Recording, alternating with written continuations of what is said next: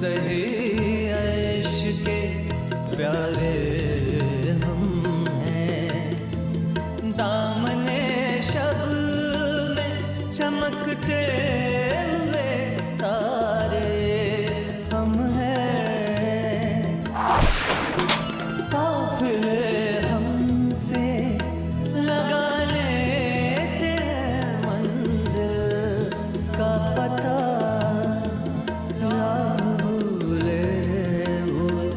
लोगों के सहारे हम हैं, शब अज़ीज़ा सही।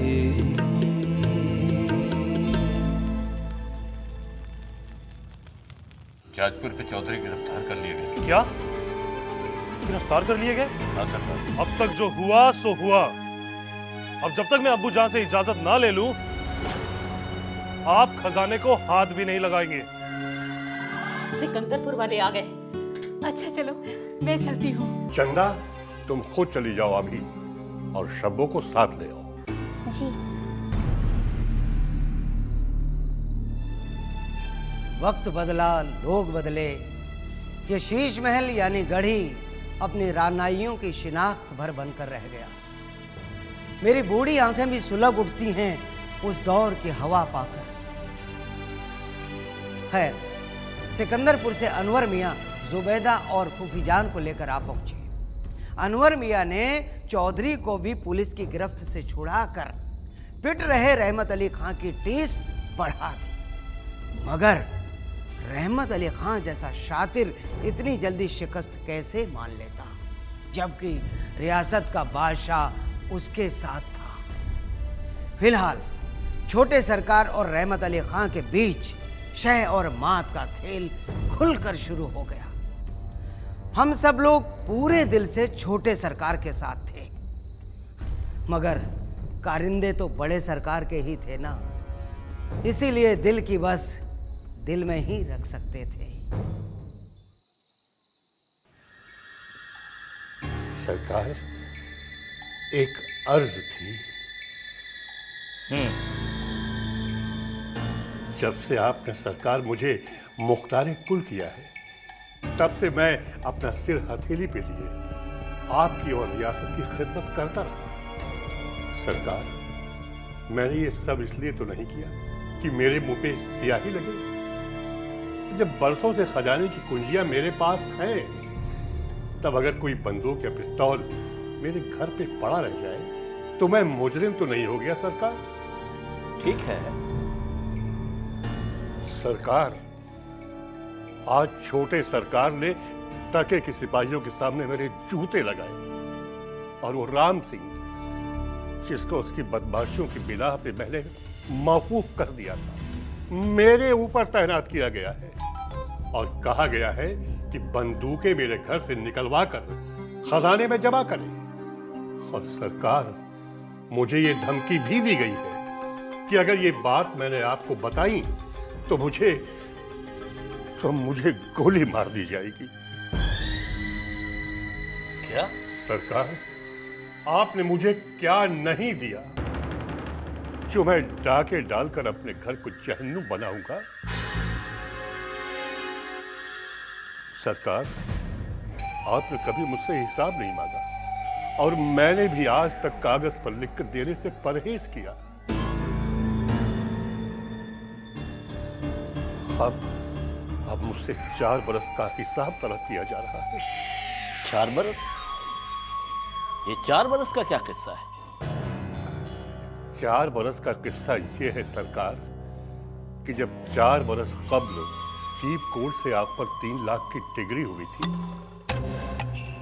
तब आपने रियासत सरकार यानी कि छोटे सरकार के नाम मुंतकिल कर दी थी। तब से वो रियासत के बिना शिरकते गैर तनहा मालिक है और इस लिहाज से उन्हें हिसाब मांगने का हक बनता है, और वो हक अब आपको नहीं बनता। लेकिन जिमी तो भी बच्चा है, लगता है इसके पीछे किसी दूसरे का हाथ है।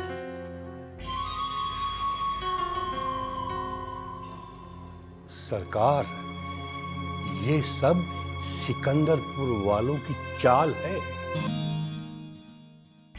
सरकार, उनकी लड़की को छोटे सरकार से अच्छा लड़का आसमान पर भी नहीं मिलेगा।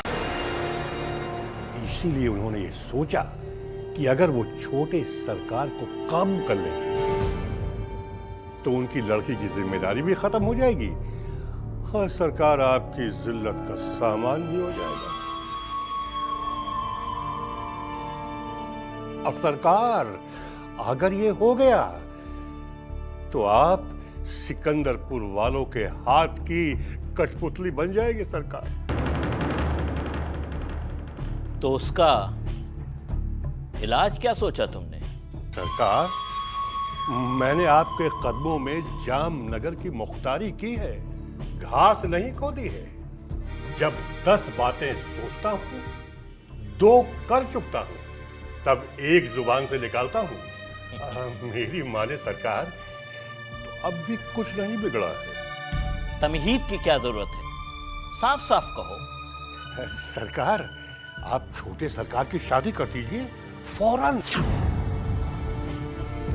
और सरकार ऐसे घर में कीजिए जो ताउम्र आपके पांव की जूतियां सीधी करता रहे। यानी? खैराबाद में एक खानदान है,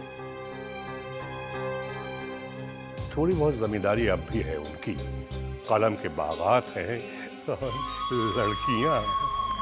सरकार, लड़कियां सब एक से एक हसीन बेजुबान शहजादियां हैं, शहजादियां। लेकिन इस बात की क्या जमानत कि वो लोग भी पैर न फैलाएंगे? वो लोग पैर फैलाएंगे तो सिर नहीं कटवा लूंगा सरकार।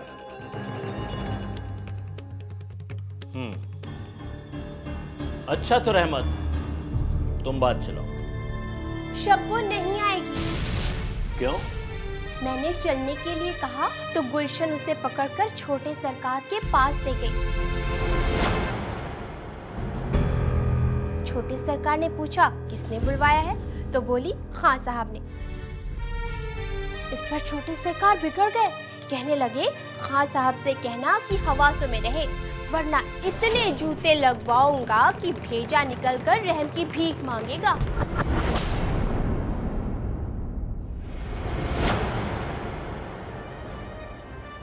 अब देखा सरकार आपने, बस इसी तरह जी रहा हूं।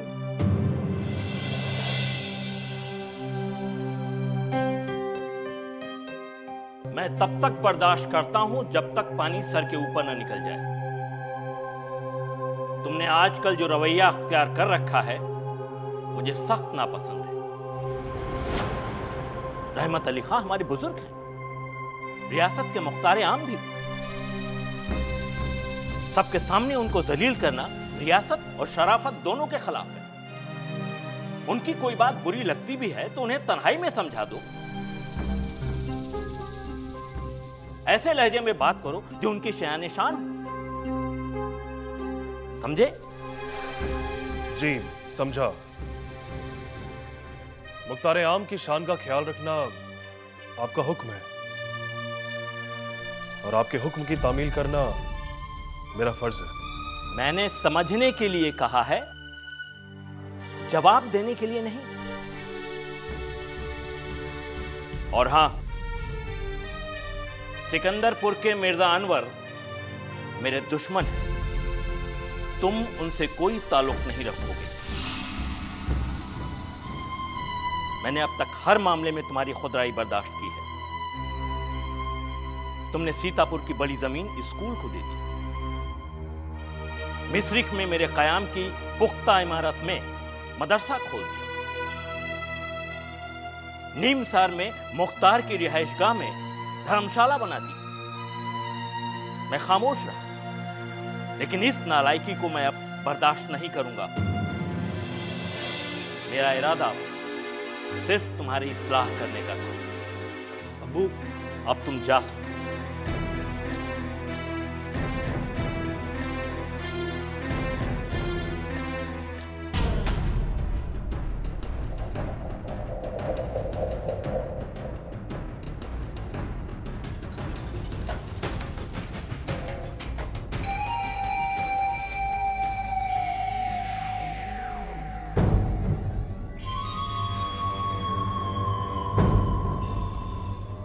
मौलवी साहब फूक के पानी दी ने हमार बेटवा ठीक होए लाग। मौलवी साहब के ऊपर ऊपर वाले की साया है, तुम्हार बेटवा तो ठीक होइबे करी।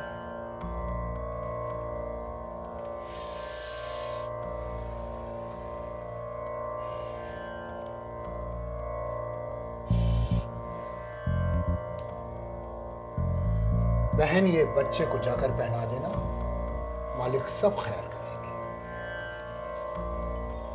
जी मौलाना साहब, आपकी बढ़त हो, आप तो हम लोगों के लिए फरिश्ता हैं, फरिश्ता। इमदाद को कैसी दाद।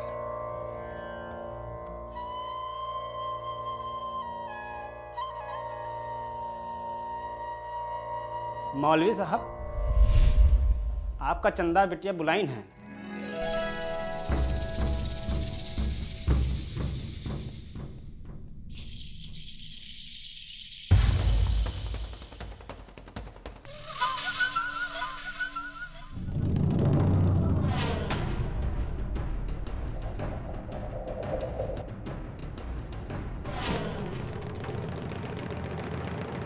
का कह दे?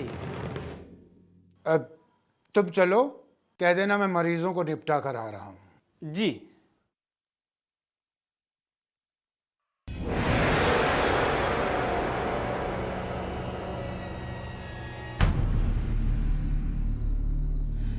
सब अपने अपने तरीकों से छोटे सरकार पर काबू पाना चाह रहे थे। चंदा ने अपना जाल फेंका, मगर खुद को शातिर समझने वाली चंदा अभी इमदाद के इरादों को नहीं भांप पाई।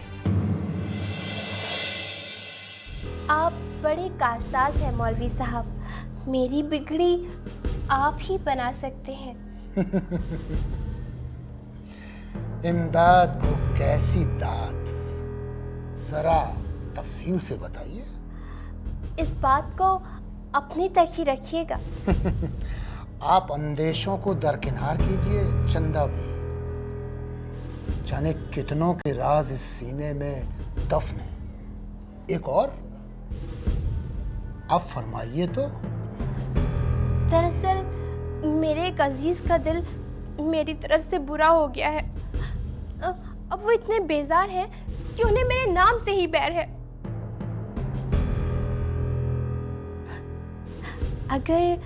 अगर आप कोई अमल पढ़ दें तो मैं आपकी हर तरह से खिदमत के लिए तैयार हूँ।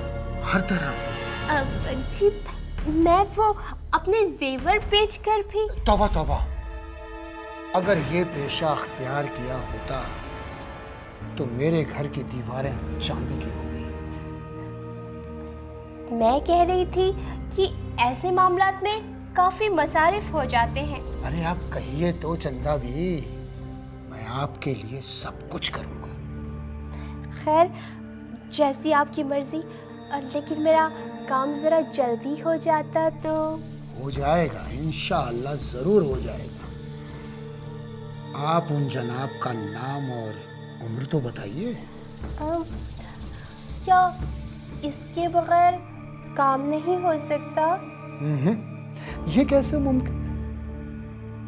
ये तो वही मसल हो गई कि आप मेरे लिए खाना पका कर लाएं और कुएं में डाल दें। जी, मैं कैसे कहूँ?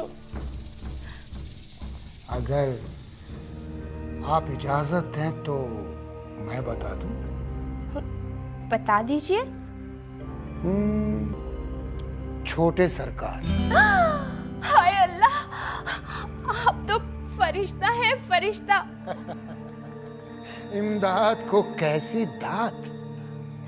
अल्लाह के कलाम में बड़ी ताकत है। एक राज की बात कहूं? ना ना ना ना, तुम राज को राज न रख सकोगे। अब मौलवी साहब, मैं वादा करती हूँ, मैं ये बात किसी से नहीं बताऊंगी, आपा से भी नहीं, दूल्हा भाई से भी नहीं। किसी से भी नहीं? जी जी।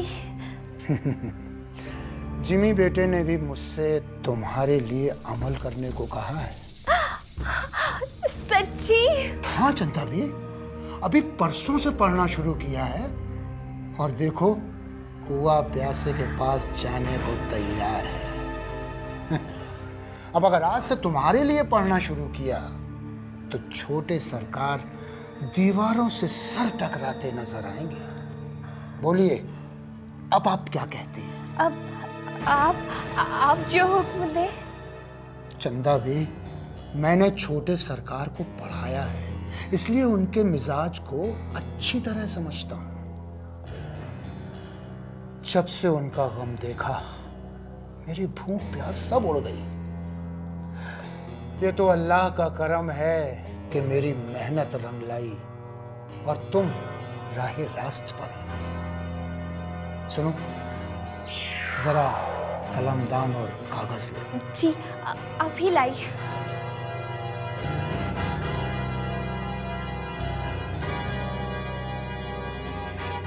जी मौलवी साहब। अब इस पर छोटे सरकार के लिए अपना हाले दिल तो लिखिए।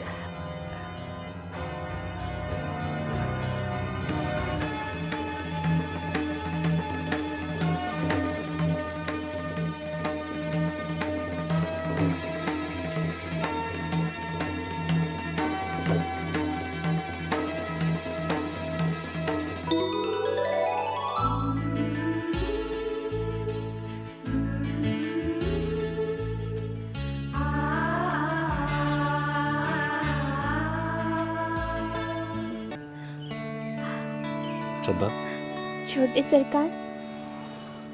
अब छोटे सरकार हम नहीं, छोटे सरकार तो आप हैं। क्यों मजाक करते हैं छोटे सरकार? हम मजाक नहीं करते, हमने तो पूरी रियासत में ऐलान कर दिया है कि अब से आपका हुक्म चलेगा, सिर्फ आपका। सच?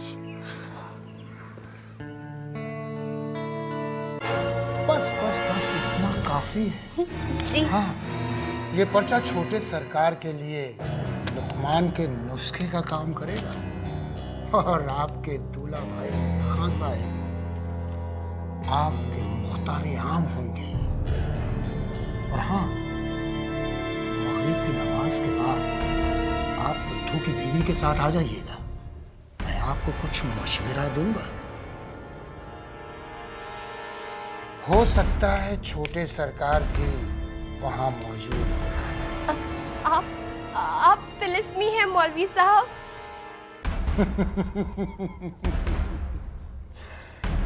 इमदाद को कैसी दाद।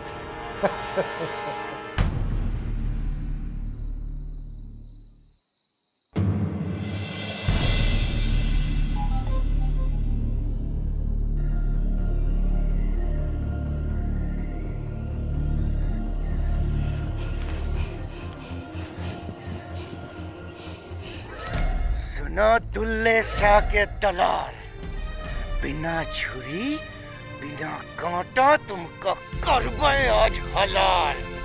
हर सारे कन्या सच साला सच ना हुआ।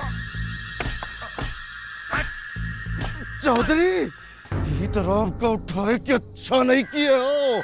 चुप शराफत देने बताए दो, हमरे मालिक पर तीर को चलाइस, नहीं तो तुम्हारी अतड़ी पतड़ी निकाल के कुत्तन का खिला दे।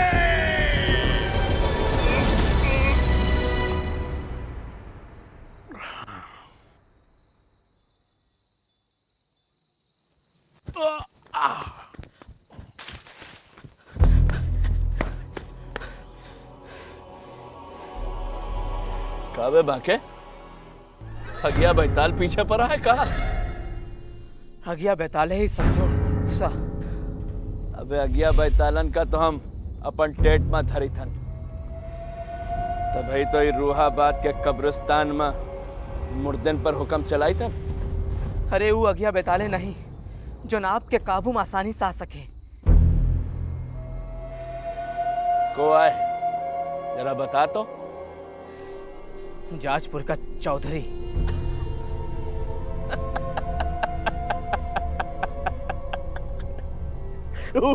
कल का छोकरा। अरे वो छोकरा नहीं है उस्ताद,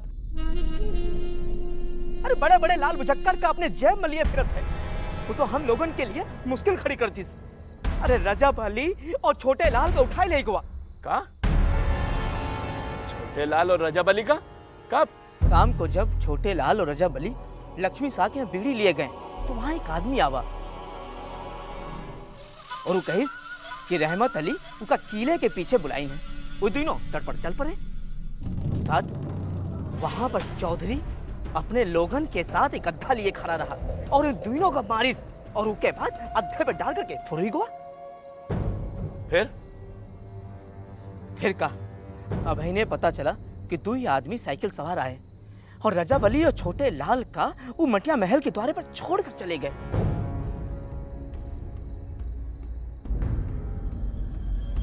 हड्डी पसली तोड़कर सब कचूमर कर दिन। खास साहब मोमियाइन पिलाइन, हल्दी चूना का लेप लगावा गवा। अबे मुंह से तो कुछ होना ही बकिन। कुछ बचा नहीं, कोई तीनों सब कुछ कह डालिन। वो दोनों इकबाल कर लेन कि छोटे सरकार पर तीर के इशारे पे चलावा गवा। और तो और वो भी कह दिन कि दुल्ले शाह के इशारे पर ही हुआ है।